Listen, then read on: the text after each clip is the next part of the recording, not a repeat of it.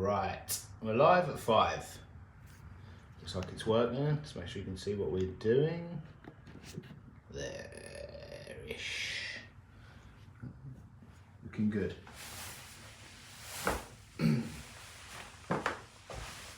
Okay guys, welcome back to Robertson Co. Welcome back to London. Another live jewellery making session. We're going to make another 1mm 9-carat yellow gold 1mm halo ring. Got some 1mm 9-carat yellow gold wire there. We made this ourselves. I actually poured the gold ingot that made this in a live stream days ago, maybe a couple of weeks ago.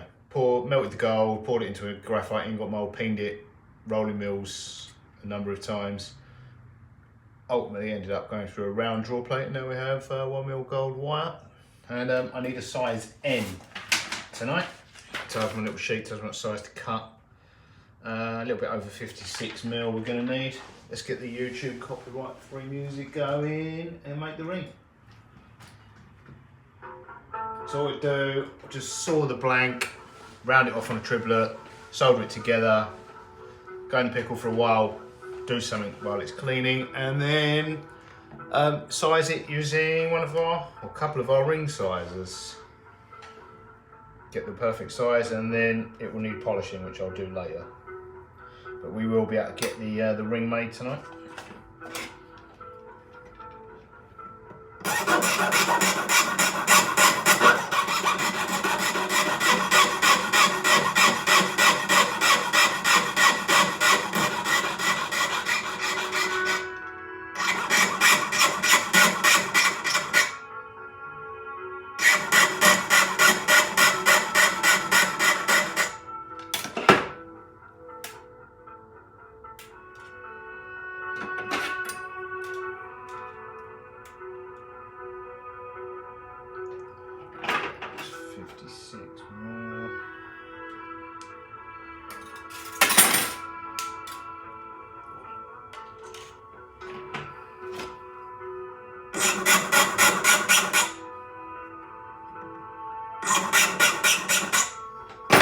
Right, there we have our ring blank, 1mm, just over 56mm.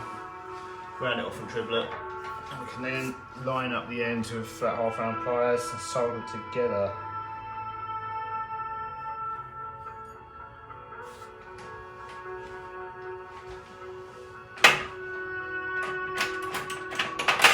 Use flat half rounds for this, so flat on one side, half round on the other. Half round on the inside of the ring.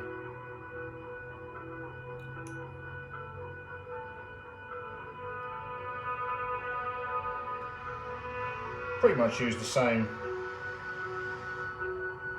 profile pliers for all rings actually. Really useful pair of pliers they are. Underrated.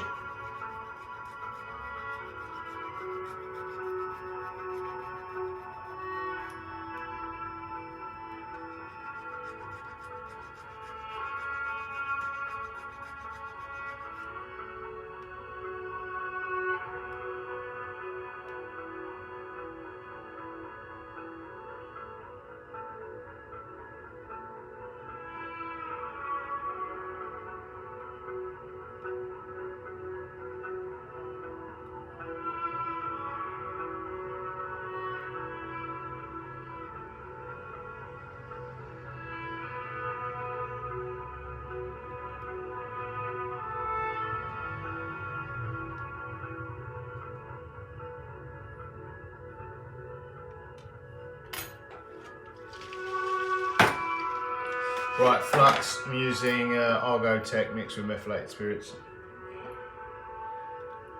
Real thick flux. Really ideal for silver. I forgot I actually need some more gold solder. I've got a bit left. I better get some more tomorrow.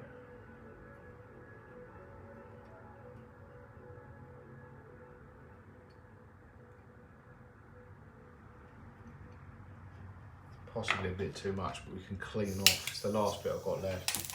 We can clean off any excess.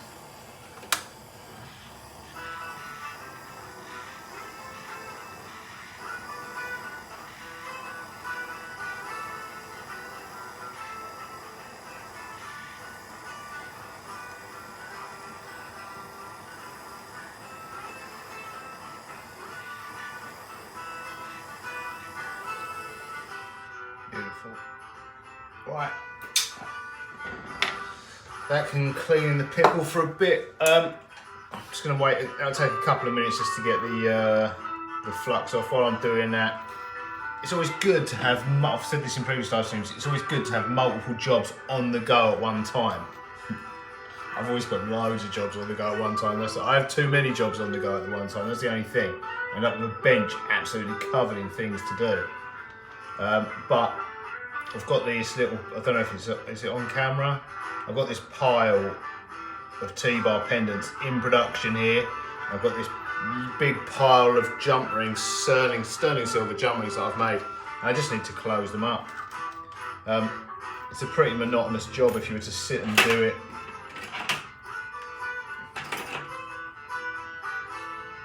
All day, every day, but it's a perfect little job to do in between when we're waiting for things to cool down, or in this instance, cleaning the pickle.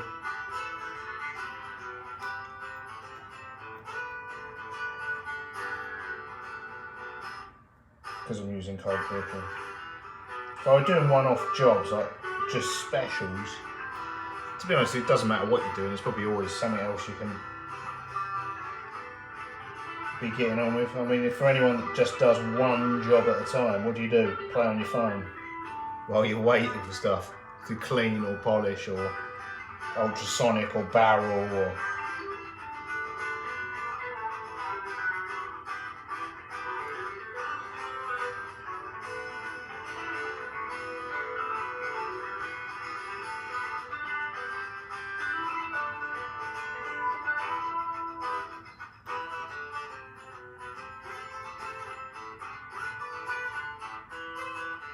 T-boat.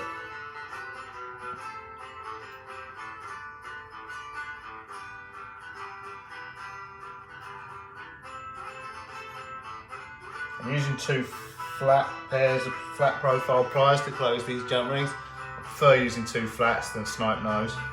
Snipe nose have a habit, I've got loads of snipes in here, but the thin snipe nose, they do, unless I'm doing really small jump rings, they have a habit of slipping. And they mark jump rings really badly, noticeably, and these are going to be highly, some of these jump rings are going to be highly visible.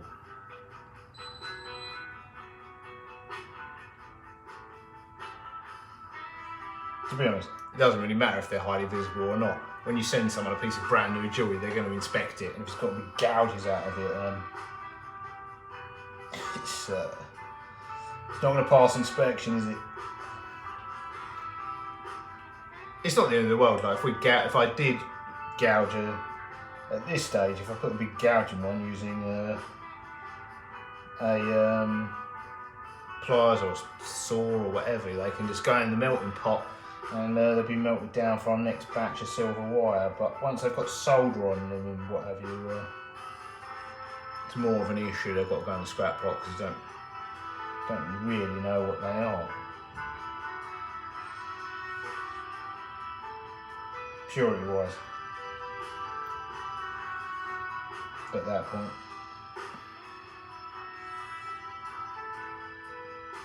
You know what they're not, but you don't know what they are.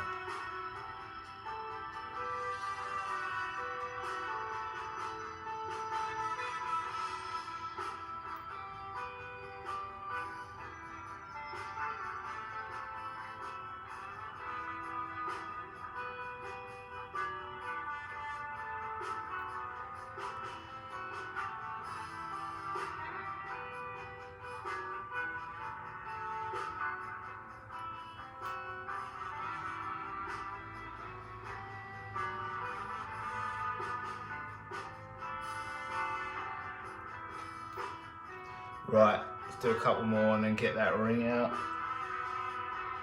Should be cleanish by now. Take a look at it, clean off any excess solder, and then we can size it. What size did I say it was supposed to be? An N, I think. Hopefully it starts out slightly oversized and then we can reduce it down to an N, otherwise we're going to have to take it up to slightly over an N and back down. Just rinse that in fresh water. think this cloth needs a clean. Look at the state of that. That's from ingots, that is. Getting the oxides off ingots. The good thing about these Selvet cloths, they're not impregnated. So, you can, and I do, wash them. They're never quite as fluffy after you've washed them compared to when they're new, but they work just as well.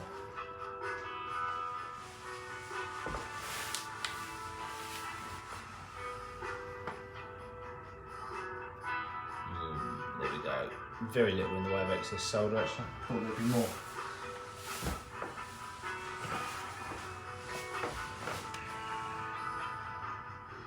Just going to use a very fine escapement file to clean off the joint. On the bigger rings I don't clean them off until, on larger rings I don't clean off the excess solder, especially on the outside, until I've actually rounded them off on a triplet if I'm soldering them together this way, because it provides strength to the joint when you're finalising the form of the ring on a triplet. Reduces the potential, increases the strength of the joint, and therefore reduces the potential for it to crack or split.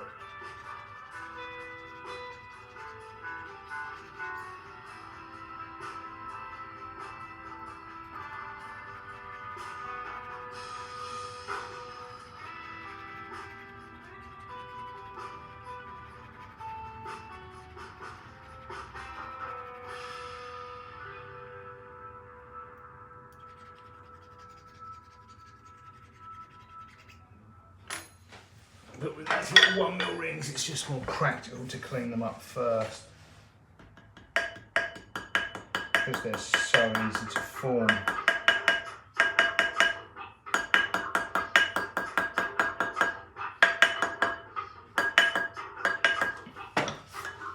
Right, let's see what size we actually made.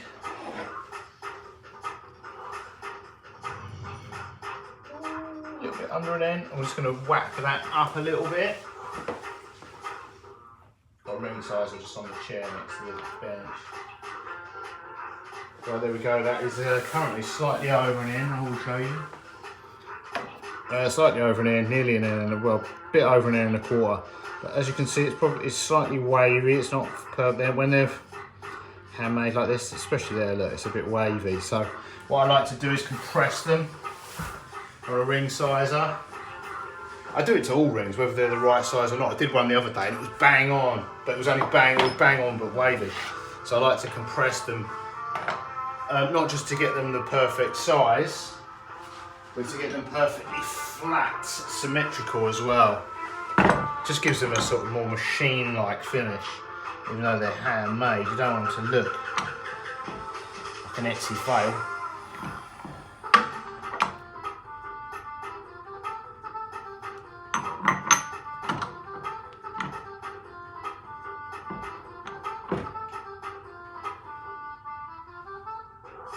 Put the ring stick. There. That's right next to it.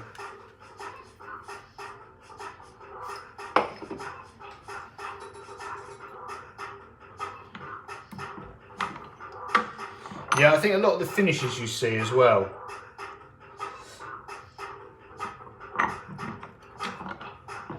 not all of the time, but a lot of the finishes, like the hammered finish and especially the satin finish. If you see a jeweller that's only got satin finish products and only got hammered finish products, they can be, and often actually are, certainly by beginners and students. The satin finish is used to hide fire stain and silver. To some extent the hammered finish as well.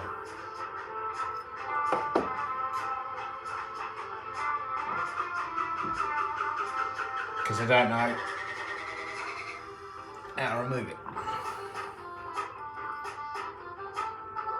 It's a secret.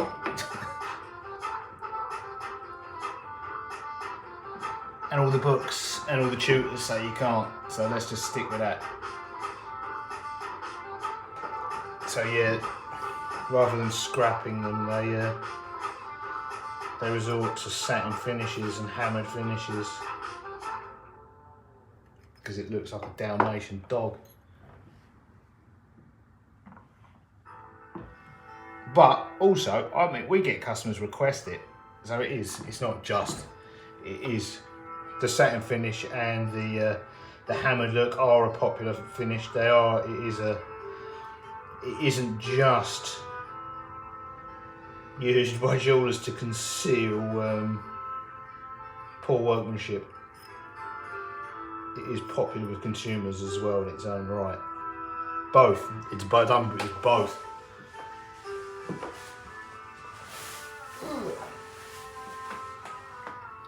There we go. But the best thing you can do is start with, you know, a ring that is always perfectly suitable for finishing and polishing, and then satin it, or then hammer finish it. Like certainly, if we're doing a satin finished or hammer finished, it would still be mirror finish on the inside. I would very rarely, or I wouldn't by default satin the inside and the out. Boom, there we go. Right, size N, 1mm 9-carat yellow gold halo band ring. Right, see you in the next one. Toodles.